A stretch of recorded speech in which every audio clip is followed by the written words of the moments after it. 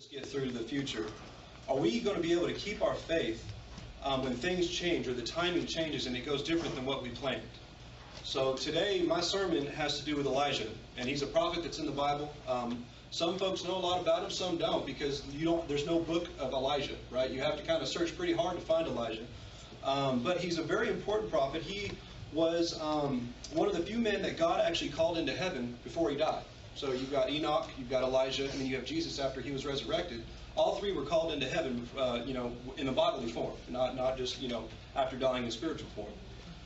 Also, Elijah was with Jesus on the mountain. Whenever he was transfigured, he had his apostles up on the mountain, and he was transfigured. You had Moses, Elijah, and Jesus there with a few of his apostles. So Elijah's kind of made some appearances in the Bible and is a really important prophet. And anyway, so my sermon today is going to start in the text in 1 Kings 19:1, chapter 19, verse 1. And so it starts like this. Ahab told Jezebel all that Elijah had done, including a detailed account of how he killed all the prophets with the sword.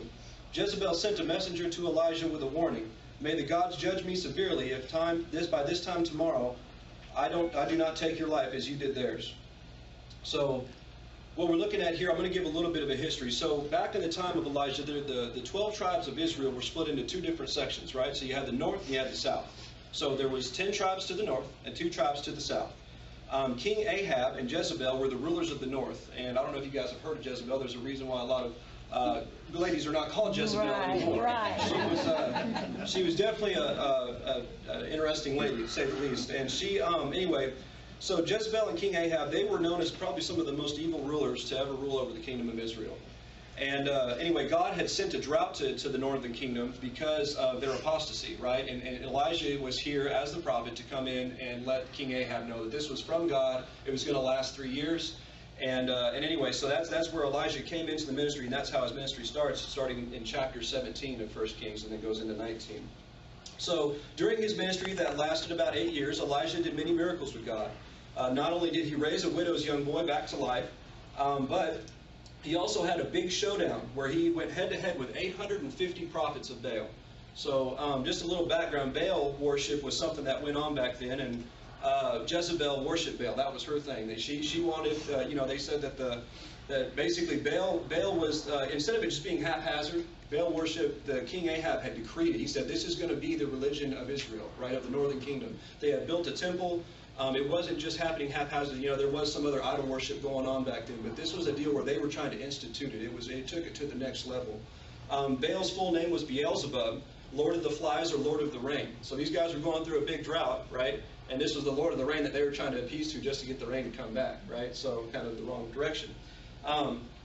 Anyway, so let's get back to the big showdown that Elijah and the prophets went through. There's a reason why I'm going through all this history, because it really touches base, basically where I come from and what's happened to me in my past, and all of us have gone through. So that's why I'm going through this history, just so you guys kind of understand.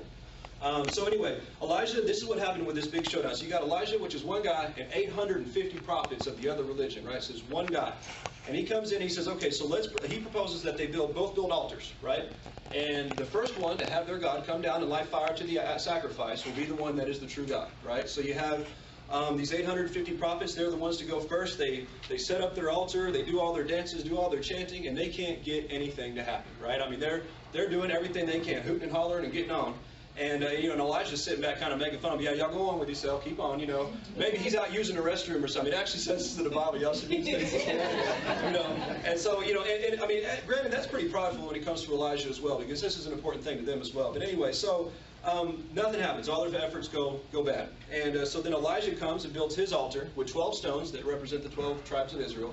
Then he takes 12 jars of water and pours it onto the sacrifice, right? So they cut the sacrifice up, pour water all over it. So the God's supposed to come down and light fire, but he's already got 12 buckets of water sitting on the sacrifice as well. Well, he does his prayer, and as soon as he does his prayer, fire comes down, lights the sacrifice, burns up all the water, and everybody sees that Elijah's God was the true God of Israel, right? So that's a pretty big deal. After all this happened, Elijah had all of the 850 prophets rounded up, and they were all executed. Okay, so you've got this one guy doing a lot for God. A whole lot of big things are happening with him, right? I mean, he's calling fire down from heaven with the power of God.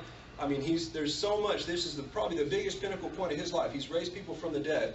But shortly after this happens, it brings me back to the focus point of where we were at when I first started reading 19:10, right? So King Ahab was telling Jezebel, because King Ahab was there when the sacrifice was lit. He was telling Jezebel everything that happened, and Jezebel was the prophetess of Baal, right? So that oh no, you just killed all my prophets, right? So she's telling him, I'm going to come after you now, man. This is you. And so when that happened, Elijah took off. He was like, man, I got to run for my life. And you kind of think about it. If this guy just did all of this for God, and all these big things are happening, and then Jezebel just says, oh well, we're gonna threaten his life, and then he runs. Why just run because someone threatened your life if you already killed 850 people? It's an interesting thing to look at. And I think in the text, what happens is he actually gets disappointed what happened in his life, because he did these big things. All this big clash and commotion happened for God, but nobody changed. He looked at what happened in that present time, and everybody just went back to Baal worship. He was like, man, all these things, I did everything you asked me to do, God, and nothing happened. So he took off. And so to look at where Elijah went, right? So Elijah, when all this stuff happened, he went, so you got the north kingdom and the south kingdom. The south kingdom's area was Judah, right? And then you have the north kingdom. So he went across the border into Judah, right? So Judah's down here. And he went to a city called, what is it? Where'd he go? He went into one of the southernmost cities. I had it here, 12 jars. Yeah, so threatened his life, disappointment. I had it pulled up, and I'm trying to remember. Beersheba, that's what it was, Beersheba. Right? So he went to Beersheba. And what happened was, so all this happens up here. He crosses the border, goes 200 miles to Beersheba, right? But he's not done traveling. No. He kept running. I mean, this guy was literally running for everything that he had. He was escaping everything that had happened. He goes south, even farther, into the desert, right? And this is the same desert that Moses and the other people of Israel back in the day, they were wandering in the desert. Then he keeps going south even farther, all the way down to Mount Sinai. And Mount Sinai basically is that spot that's at the very southern point, the tip of where Egypt is now. I mean, it's literally the farthest point you can go before you hit a river, right? Or the Red Sea is actually where it ends up to. So, all the great things God did in Elijah's life, when he saw people in Israel didn't change, and Jezebel threatened his life, he took off. And then so we continue reading in 19:3. Elijah was afraid. And when somebody starts getting afraid, that's not of God, right? That's the second that fear starts coming in, that's not of God. That's power, right. love, and a sound mind is what God brings us. Yeah. So anyway, Elijah was afraid. So he got up and he left Beersheba in Judah, and he left his servant there. While he went a day's journey into the desert, he went and sat down under a shrub and asked the Lord to take his life. He said, I've had enough now, O Lord. Take my life. After all, I'm no better than my fathers. He stretched out, fell asleep under the shrub. Then all of a sudden, an angelic messenger came and touched him and said, get up and eat. So, when we, and where I've been in my life, a lot of people, everybody that I've met, including myself, fell into addiction or couldn't move forward because they were disappointed in the way that things played out in their life. Right, I think a lot of us can relate to that. Sometimes there are just things that you counted on that you just figured was going to go different. And when they went different, it shot you down. And with Elijah, and there's so many different ways of handling this, right? People can run away. They can go to drugs and alcohol. They can go to food. They can go to work. They can deal with it with sex. There's so many things you can fill this hole with, right? But there's a hole there that you got to fill somehow. And some with money. And that's another thing that's really careful. So I kind of did all of them. I was one of those guys that, I did everything I possibly could to try to fill that hole. And I was disappointed. I was upset at God.